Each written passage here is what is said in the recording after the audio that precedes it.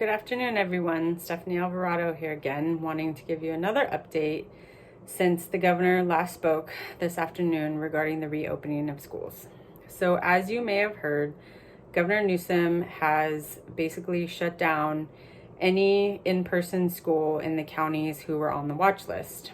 And being that Fresno County, Sanger is a part of Fresno County, so we are on the watch list, so therefore we will be starting the fall school year in distance learning. So what does that mean now for us?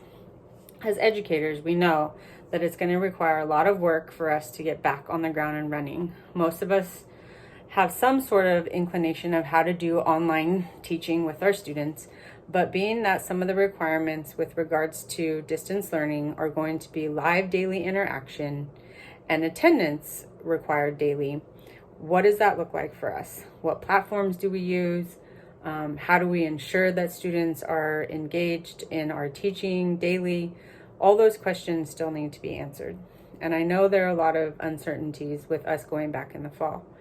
However, rest assured, once again, our union will be working hard to make sure that there are safety protocols in place. I know some of you have concerns with regards to us returning in the fall and having to be in stage 2.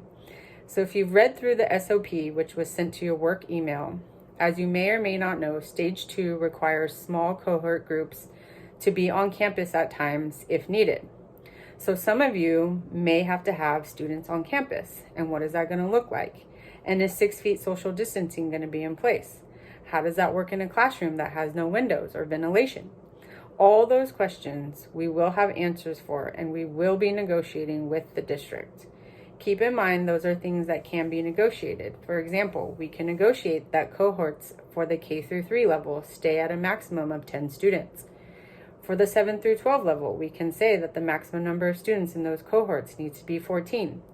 We can also say that the maximum distance needs to be 6 feet in every classroom where cohorts are being done. So again, from a union standpoint, those are things that can be negotiated. And keep in mind that we will be working with the district to ensure that, again, PPE is in place, hand washing stations are in place, and all the guidelines are being followed when students are on campus. Not only that, but we will be working with the district on what it's going to look like for our instructional plan. As some of you may have been asked to be on the task forces with regards to curriculum and instruction. If you'd like to be a part of those task force, you should really contact your principals at your sites to ensure that your voice is heard. Again, every school site, every grade level, every curriculum is going to be different. And it's up to us to make sure that we are meeting with our grade level teams and or school site principals or departments wherever we need to ensure that we get the curriculum going for our students.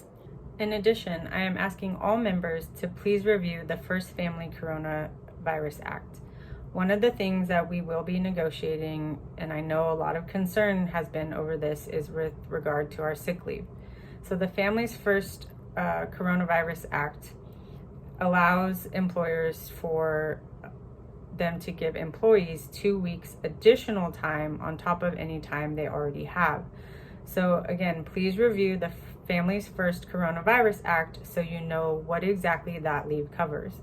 But as always, from a union standpoint, we will be negotiating our leave not being touched and using the Families First Coronavirus Act leave first.